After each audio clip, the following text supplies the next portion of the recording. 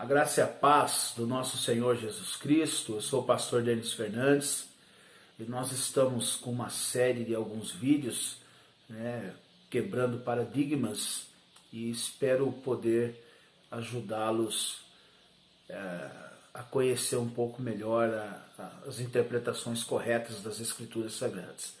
O texto que nós vamos fazer menção é segunda carta que Paulo escreveu a Timóteo, capítulo 4, a partir do verso 3, que diz: Pois haverá tempo em que não suportarão a sã doutrina. Pelo contrário, cercar-se-ão de mestres, segundo as suas próprias cobiças, como que sentindo coceira nos ouvidos, e se recusarão a dar ouvidos à verdade, entregando-se às fábulas. Tu, porém, sê sóbrio em todas as coisas, suporta as aflições, faz o trabalho do evangelista, cumpre cabalmente o teu ministério.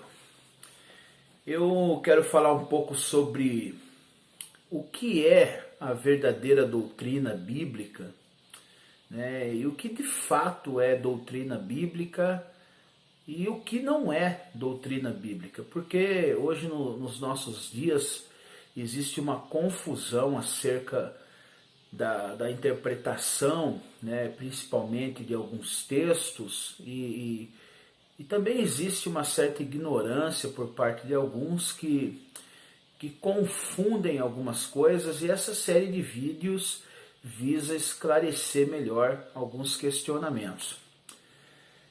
Primeiramente, nós precisamos entender que cultura, tradição, costumes, não é doutrina bíblica. Tem muitas coisas que nós fazemos e achamos que está escrito na palavra de Deus e que de fato não está. Eu me lembro que eu me converti há muitos anos atrás e em pouco tempo de conversão eu fazia parte de uma igreja que tinha alguns costumes. E eu me recordo que às vezes eles me viam de bermuda na frente da minha casa, e surgia logo aquele comentário desagradável, o irmão está fora da doutrina. Então nós vamos esclarecer nesse vídeo o que é doutrina, o que é costume, o que é tradição, o que é cultura, porque isso é de suma importância para nós.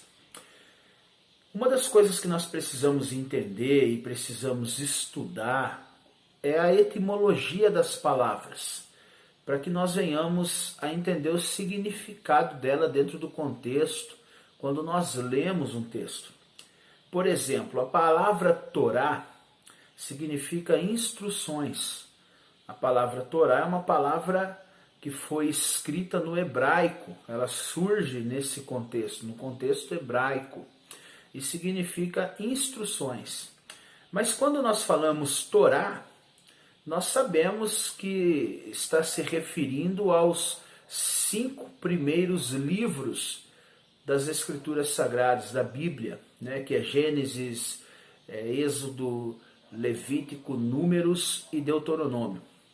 Quando nós falamos Pentateuco, também nós estamos falando sobre os 5 primeiros livros das Escrituras.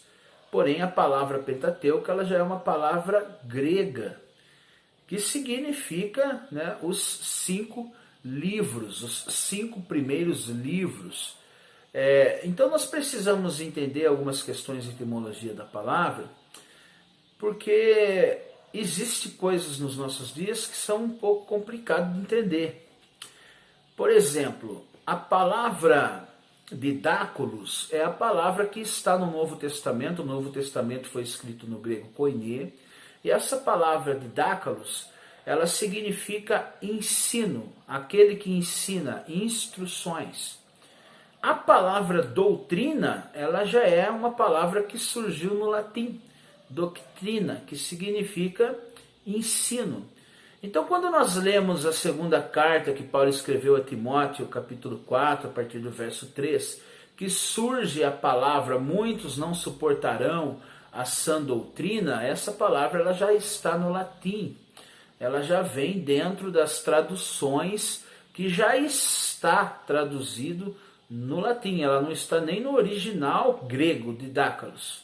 Então, uma das coisas que nós precisamos entender é o que é doutrina bíblica e o que é costumes.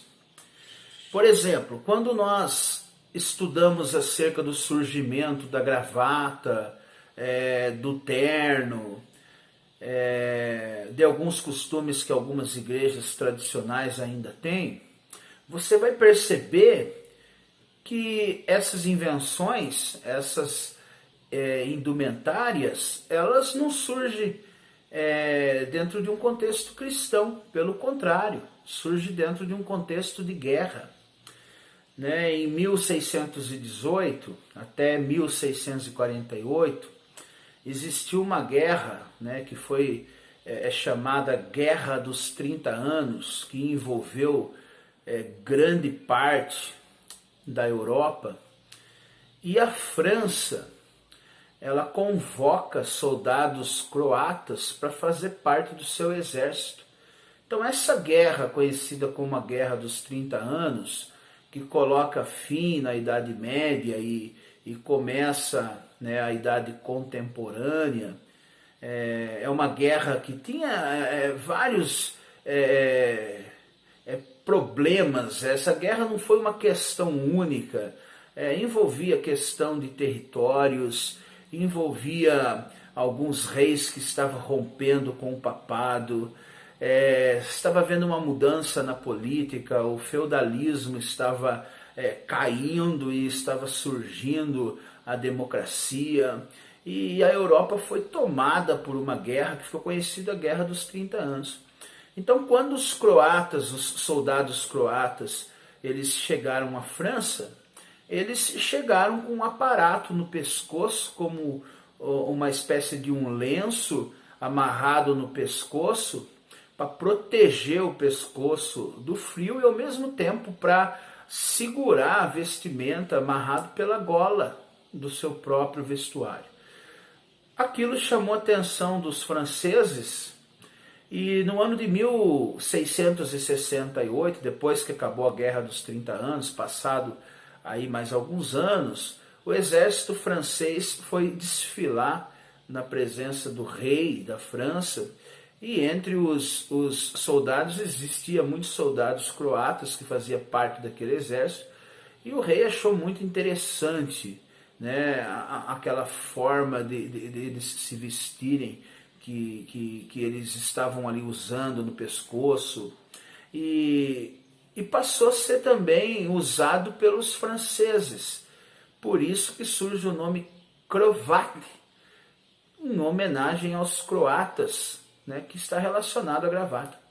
O terno, né, o rei Luís XIV já usava terno, mas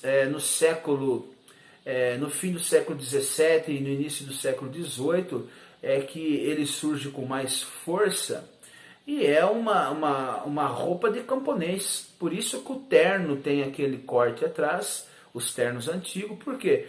Porque se usava para andar a cavalo. Então a parte de cima, o paletó, tinha aquele corte, né? E depois futuramente surge aí a combinação de calça com paletó, que se forma o terno. Mas o terno antigamente era uma roupa de camponês, porque eles andavam a cavalo, e aquele corte no paletó servia para não ficar muito justo a parte da costa.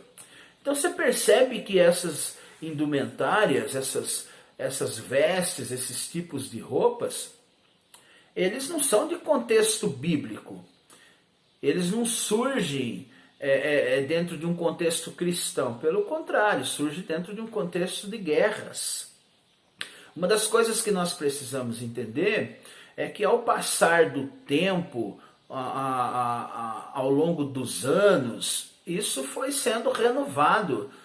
A gravata foi sendo aperfeiçoada, os ternos cada vez mais finos, e se tornou a roupa dos maiorais, tanto da França como de muitas outras nações.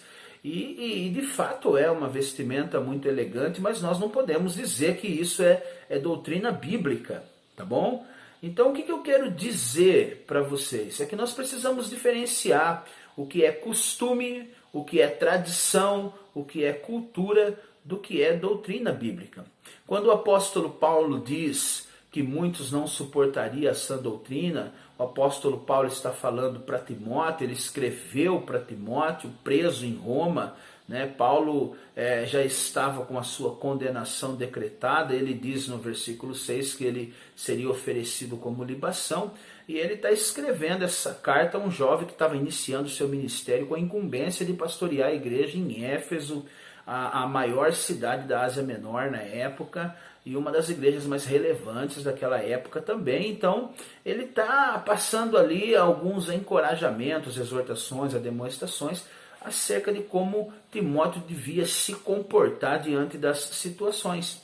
Uma das coisas que ele diz é esse texto que nós acabamos de ler, para Timóteo ser verdadeiro na doutrina, para que ele pregue a doutrina do jeito que é.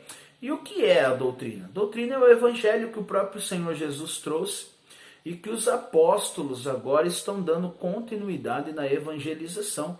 Então, as instruções que Jesus nos trouxe, os ensinos que Jesus nos trouxe, chama-se doutrina nesse contexto que Paulo está dizendo. São ensinamentos.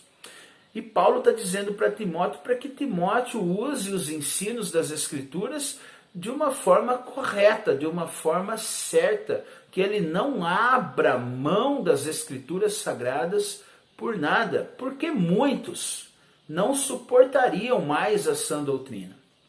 Na época do primeiro século estava aparecendo com muita força os judaizantes, que estavam tentando novamente trazer as tradições do judaísmo para dentro das igrejas gentílicas. Existia os pensamentos da filosofia grega dentro da Ásia Menor, estava começando a surgir o gnosticismo. Então tudo isso, todas essas ideias, esses ensinos que são contrários às Escrituras Sagradas, estavam entrando de uma certa forma nas igrejas. E Paulo está alertando, está exortando Timóteo para que ele não deixe essas coisas entrar dentro da igreja, mas pelo contrário, que ele pregue a verdade tempo e fora de tempo, que ele cumpra a vocação ministerial dele, que ele seja um evangelista autêntico a qual ele foi chamado. Então, quando nós falamos de sã doutrina e quando nós falamos de tradições, de costumes, nós precisamos diferenciar. É claro que se você faz parte de uma igreja que usa roupas, ternos e faz o uso da gravata e as mulheres usam saias e não podem algumas coisas, você deve obedecer porque você está ali de espontânea vontade. Então, a partir do momento que você faz parte de qualquer igreja, qualquer grupo de pessoas que tem ali uma denominação, eles têm, queira ou não, as suas leis, as suas regras, as suas éticas, o seu sistema de liturgia, e difere muito uns dos outros. Então, qual é a sabedoria que nós precisamos ter quando nós fazemos parte de um grupo? Obedecer de forma conjunta tudo aquilo que está estabelecido para todos. Então, a diferença é eu querer pregar que esse estilo de vestimenta, terno, gravata, elas são vestimentas de crentes. Até porque no primeiro século não existia esse tipo de vestimenta. Então isso não é doutrina, isso é doutrina local, ensinamento local. Isso são costumes, isso são regras a qual a igreja estabeleceu como padrão para os seus membros que fazem parte. Mas não é doutrina. Por que eu estou dizendo isso? Porque eu vi muitos pastores agressivos, sabe, julgando pessoas, até mesmo dizendo que determinadas pessoas vão para o inferno porque usa calça jeans. Vão para o inferno porque o rapaz usa uma bermuda, e não é nem curta, uma bermuda larga para baixo do joelho no tempo do calor. Alguns dizem que as pessoas vão para o inferno porque corta o cabelo ou porque pinta as unhas. E uma das coisas que nós precisamos entender é que esse julgamento, ele é um julgamento pesado, maligno, antibíblico, até porque terno e gravata também não está escrito na Bíblia. Eu ouvi um pastor dizer uma vez que a irmã pinta a unha de vermelho e que ela era a pomba gira, mas uma das cores preferidas de Deus é o vermelho, carmesim é o vermelho. Então nós precisamos tomar cuidado com algumas coisas que nós colocamos na igreja e depois queremos fazer dessas coisas doutrinas e queremos generalizar dizendo que isso é bíblico. Não, não é bíblico. Terno e gravata não é bíblico. E outra coisa, sensualidade não é uma questão somente de roupa. Claro que existem roupas escandalosas, perigosas, que não pode ser usada de forma nenhuma, porque mostra todos os recortes do corpo. Isso é totalmente errado, mas existem muitas pessoas sensuais de saia, existem homens maliciosos de ternos e gravata, existe malícia às vezes no olhar, no falar. Então não é só uma questão de vestes, é uma questão de caráter.